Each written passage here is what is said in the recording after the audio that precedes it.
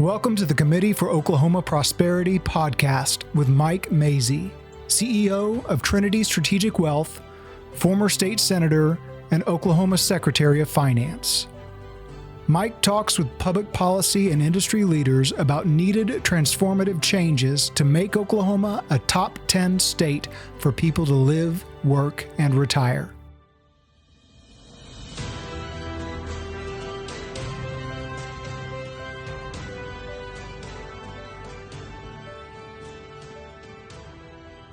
Hello, everybody. Welcome to this month's podcast for the Committee for Oklahoma Prosperity. This month, we're delighted to have our friend, radio personality, small business owner, and now candidate for City Council, Eddie Huff, with us. Eddie's been a long part of helping communicate ideas and policies for growth and prosperity in our community. Of course, that's what our organization is all about. And this month, we thought we would focus on some Tulsa-centric issues.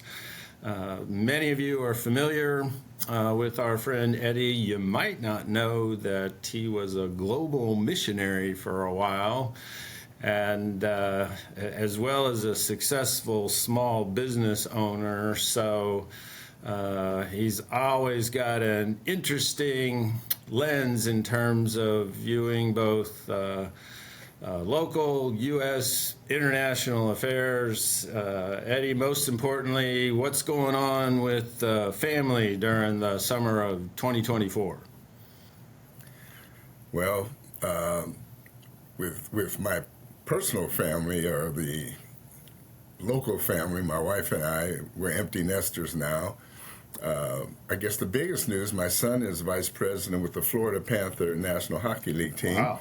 And they won the Stanley Cup this year, just about a month and a half ago. Yeah, which is, I was praying. They lost to Las Vegas last year, but I prayed, I guess, hard enough to get them over the hump this year. You think the Lord has favorites when it comes to hockey?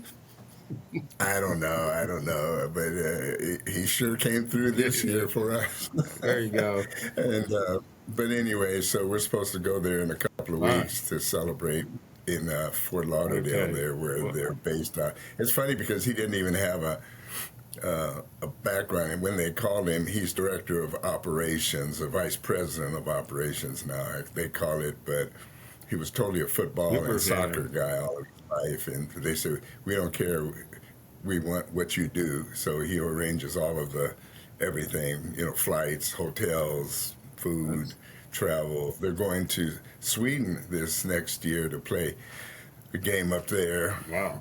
Against some other team. Yeah, and so it'll be fun. But anyway, so that's the biggest thing for us that's happened this summer. But great. Well, speaking of summer, you got a big date in just a week from now, August 27th. Is election day for some local Tulsa stuff and some primary runoffs. In your case, you're running for city council. In terms of Tulsa becoming a better place for our kids and our grandkids, why don't you share with us what ideas you want to bring to the leadership of Tulsa? Yeah, Mike, we've been here 32 years. We came from the mission field. We were with Youth with a Mission for 11 years, almost 12 years. Worked in Europe, in Amsterdam, in the red light district, working with prostitutes and drug addicts there for 4 years. Then ended up in southern Germany, working with the U.S. military, running a book distribution ministry to Europe, Middle East, and Africa, bringing Christian books and literature and music and things. And we would set up these bookstores wherever they would have conferences, and then we had a local store, and then we would preach. And in the middle of that, I did ministry in East Africa, South Africa, but after that, the Lord led us to Tulsa. We had an opportunity to go to either Dallas, Nashville, or Tulsa. I also did Christian concerts, all you name them, Sandy Patty, Amy Grant, DC Talk, even the heavy stuff, Stryper, Petra. I used to be the tour manager for all of these groups and traveled all over with the bands. But God led us here, and what led us here, I felt when I came to visit, they invited me here with Impact Productions, for those who remember Tom Newman Impact. And just driving through the city, it's like I felt this is where I want to raise my children. They were 12 to 6 years old at the time.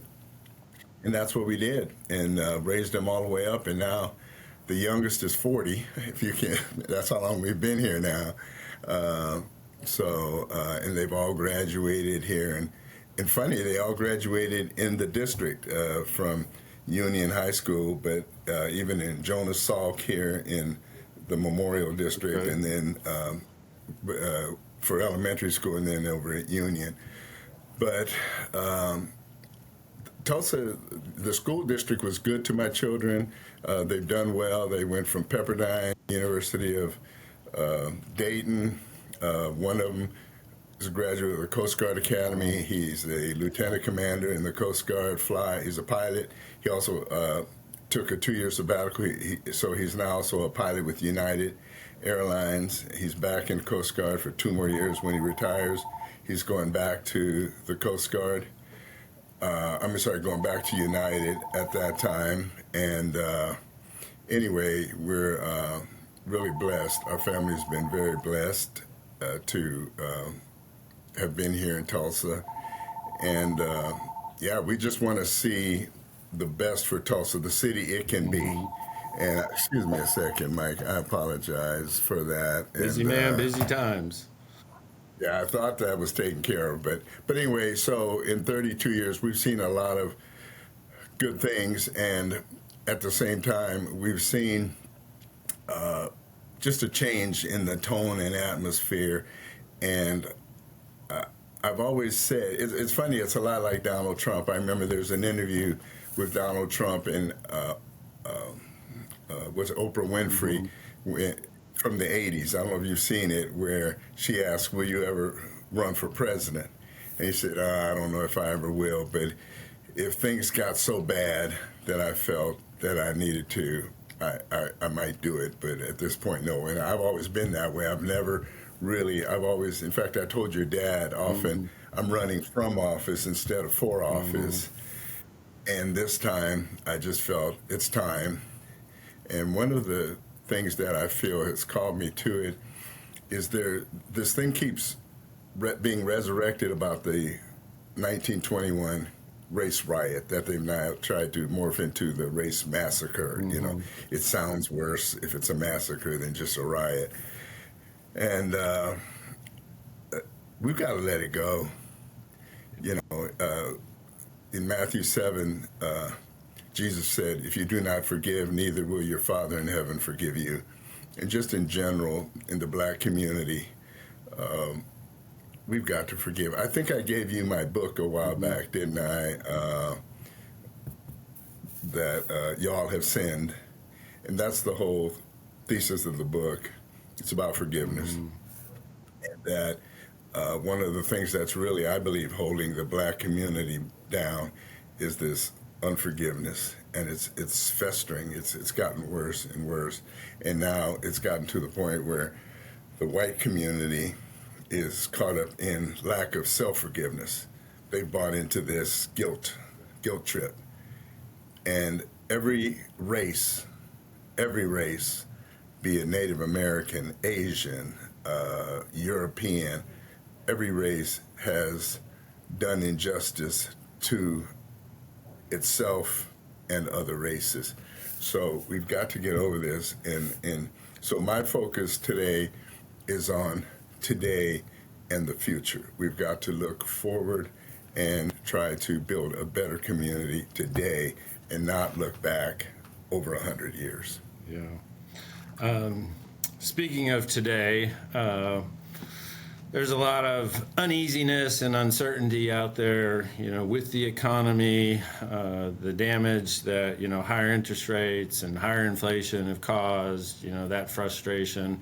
How do you think Tulsa positions itself, Eddie, to be a great city for job growth, a great city for people to move to as they think about getting away from some of the craziness and the overly radical leftist policies on the coasts? What's your ideas for job and economic development? I think we have great potential. It's a beautiful city. It has a potential to be even more beautiful city. But as I was trying to, point to in my earlier dissertation, is we're so focused, to me, on the wrong things. I look at my district in particular. We have Woodland Hills, but you look around Woodland Hills, Eaton Square, across the street, we have another old shopping center, had office space, shopping. They're blighted almost. The offices are empty. I remember one of my favorite restaurants in town was Atlantic Sea Grill. Yeah, that was a good one. Gone. It was a good one. It's gone. So many other restaurants and TGI Fridays was there. It's gone. Shops, restaurants, things that are all closed down, they're gone. Everything's moved away. Our streets are rutted. Intersections are too narrow. All of these things. We can do all of the downtown entertainment that we want, but if you don't like driving the streets, like I said, when I came, I drove the streets and had the windows down. I still remember this as clear as this morning, thinking, oh man, what a beautiful place, and how this was 1992. This is where I want to raise my children. And I don't get that sense anymore. And that feeling, we've got to restore that. And there's so much griping, complaint, negativity all the time about the schools and education. We want to get rid of the superintendent of education who works his butt off to try to better education in the state. And, all we do, every time you open the paper, every time you turn on the news, every time you turn on the radio, it's attack, attack, attack, attack, instead of support, support, support, support. And there's just such a spirit of negativity there. And I believe we're investing in the wrong things. One of the things, my opponent is from the San Francisco Bay Area. She's a San Francisco Bay liberal, progressive. And there are a few other members on the council right now that are just as bad, if not worse. I met one Saturday before last. I could not believe how toxic this young woman was. And I said, oh my goodness, we cannot let our city remain in the hands of these people. And so anyway, I believe the economic future of Tulsa could be very bright, but it's got to take a different direction. We've got to start focusing on more than downtown and the entertainment district. That's it. We keep throwing money at the BOK and the Performing Arts Center and the museums and the libraries and the homeless and the immigrants and things. It's time we focus on the people who work and live outside of these. I think the council's working on an $80 million homeless shelter. Well, as I like to say, what you feed grows. Well, you keep doing that, you're going to draw more homeless. And we're literally becoming San Francisco of the Midwest, and that is not what the people want, as far as I can tell. Yeah, I can drive around town, down Lewis, down Harvard, and there's certainly been, some arterial streets, some major roads that have been getting some repairs. But, to your point, when millions and millions and millions of dollars are going to non-core services, It seems like we're losing our focus, Eddie, on, what do the taxpayers really want? Well, they want good streets, and they want fire and police appropriately funded, and they want good schools. And how do you bring that priority and focus back to the city council, which, to your point, has become more influenced over the last 10, 20 years on these ideas that I consider coming from the radical left of a world view where we need to take taxpayer money and try to solve everybody's problems. And that's not really how Tulsa is going to achieve its potential. No, I agree totally, Mike. Yeah, it's like we keep focusing on the bottom instead of the top. I remember way back in the Bill Clinton era when he was first running against George H.W. Bush, and they were attacking the trickle-down philosophy. And they really kind of stole but distorted that. It's not trickle-down, it's a flow-down. You cannot squeeze blood from a turnip, is the old saying. Right. You can't make money out of nothing. And the left has continually tried to demonize people with money. And the problem that I see it is we're dividing. We've got very wealthy people, but the wealthy people that I see all the time praised in town, but they're always giving money to the arts and to these different things that don't really benefit the lower middle class. Yeah. And bring those people up. We're continually feeding people that in many cases can't help society. And what we really need to do is focus on the people, young people in particular, and the middle class, to bring them up. And then eventually things will start leveling out more. I have these theories. It would take too much time to go into them, but it's almost like there's a class struggle to where the wealthy do not want to be invaded. They do not want the middle class to invade their territory, so they are happy to keep the barriers there, so they would rather throw their money to the very poor rather than help broaden that base in the middle class and bring those people up. So, sure. Well, we all like quality of life enhancements, be it parks and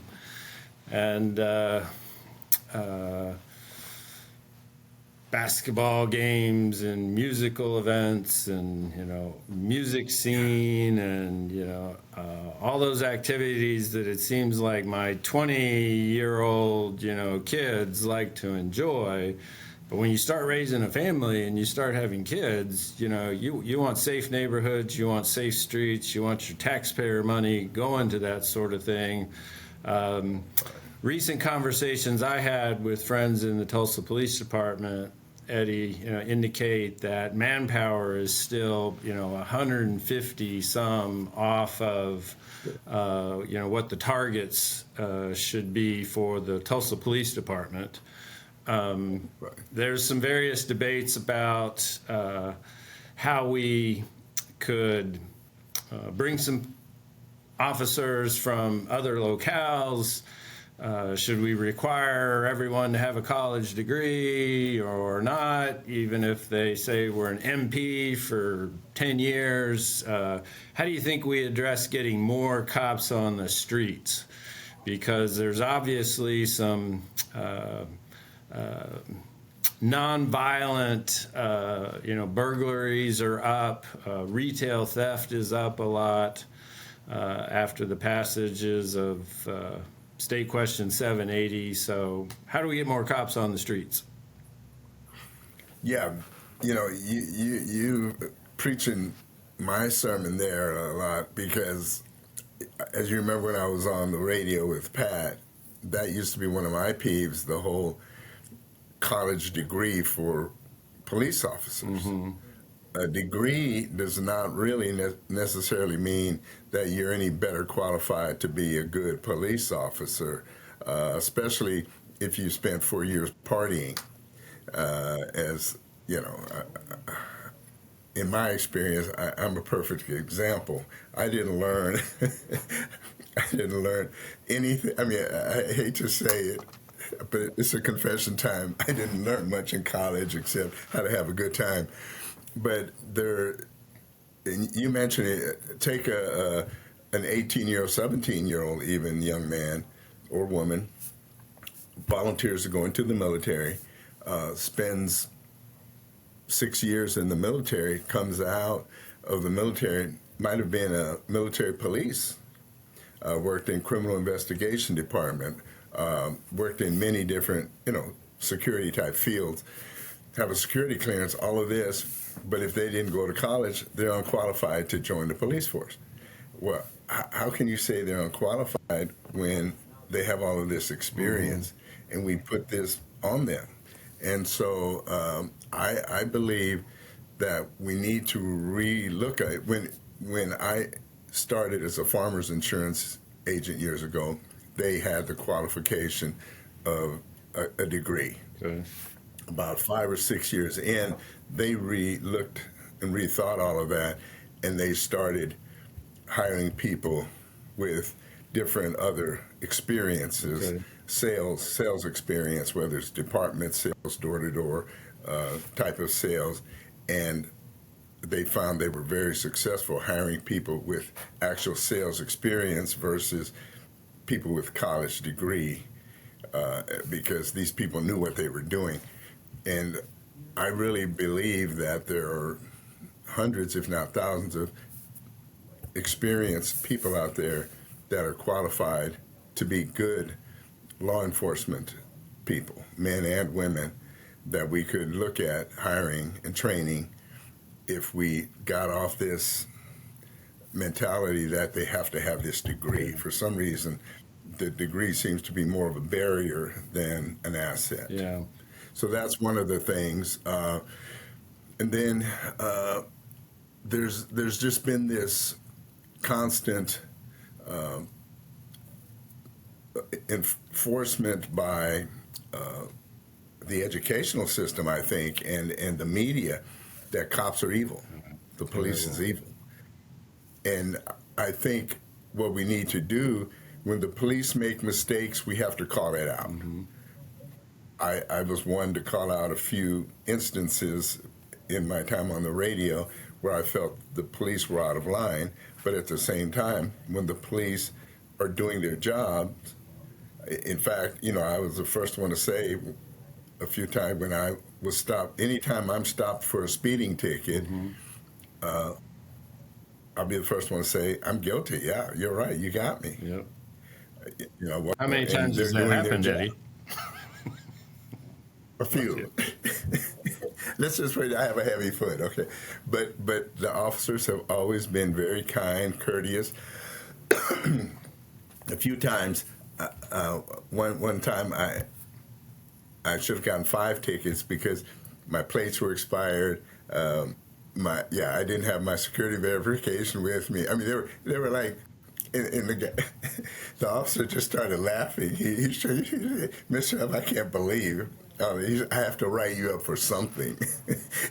And he ended up writing me a ticket for no insurance, but he knew I had I just left my verification on the desk in the office.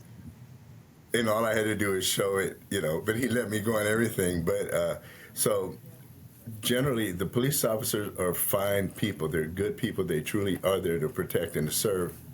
But when one does something wrong, we have to call it out. But we need to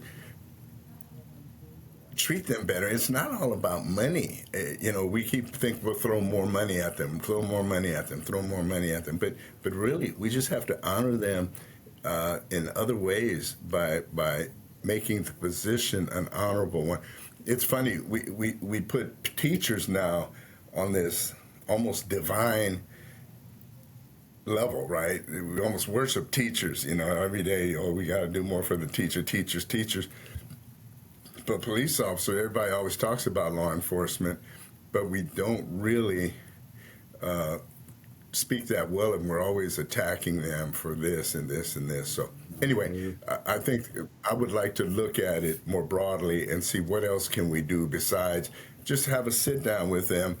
What is really keeping us from recruiting and hiring more officers? And I believe if we got rid of the 4-year college degree, that would be one of the ways we could get more officers. Okay.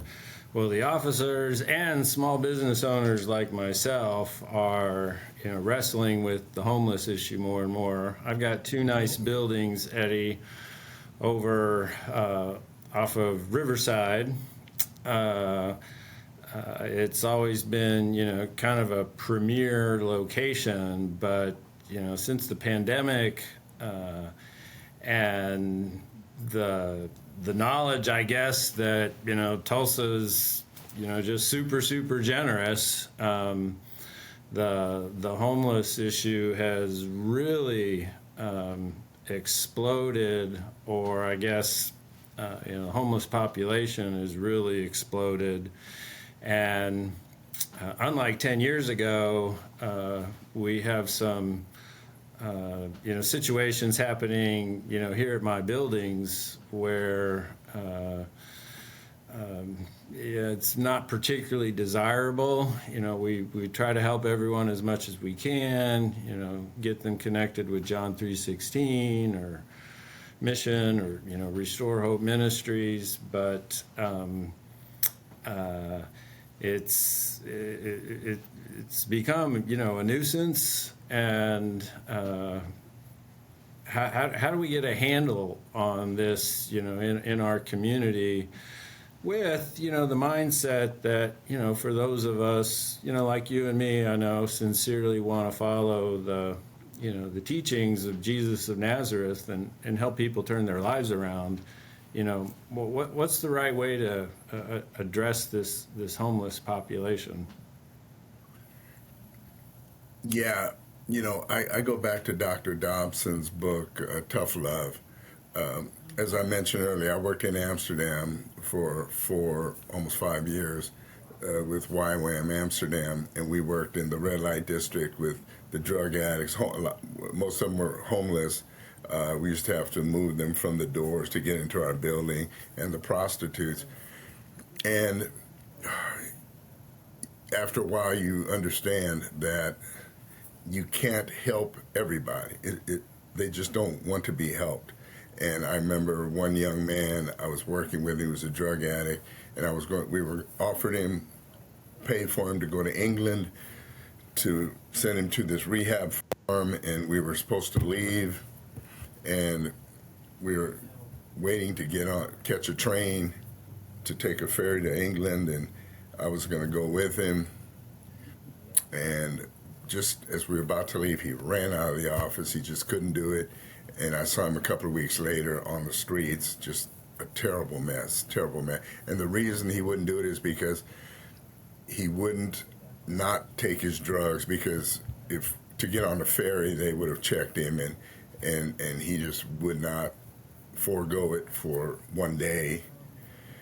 And when I saw him again, he was like 1 foot in the grave almost, So after a while, you have to harden your heart, otherwise your heart will be broken, And just having worked in the mission field with drug addicts and being in North Africa and East Africa and seeing the true poverty where people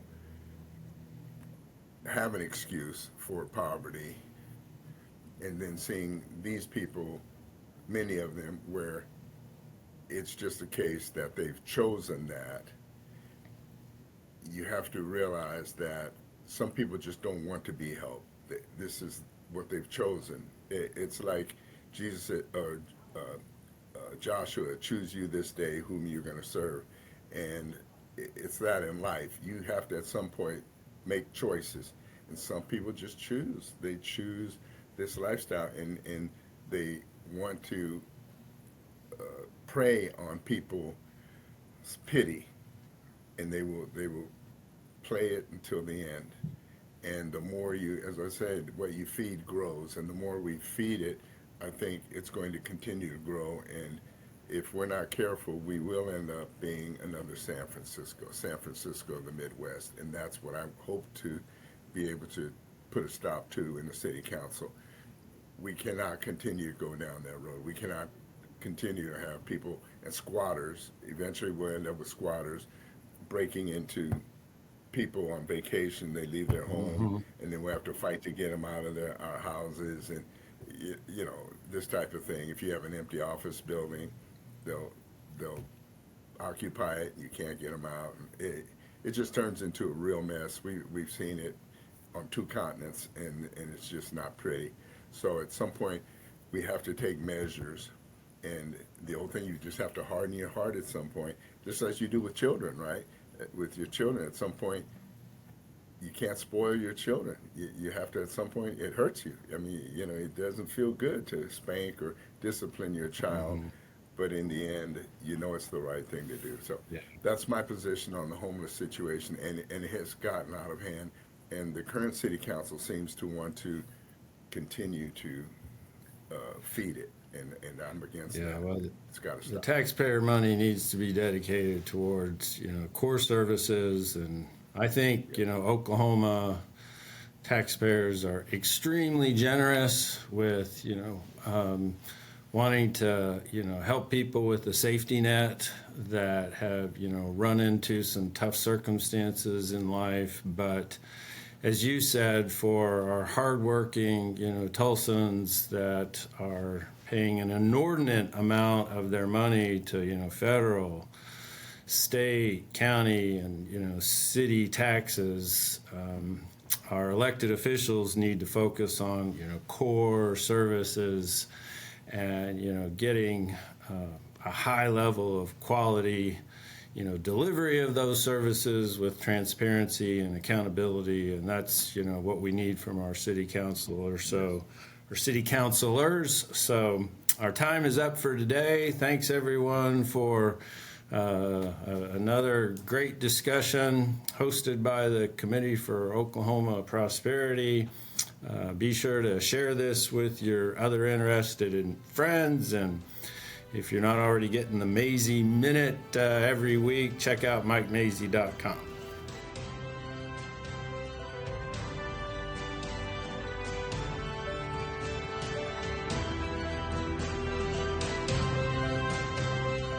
The Committee for Oklahoma Prosperity is advancing ideas and policy that create growth and prosperity for the people of Oklahoma.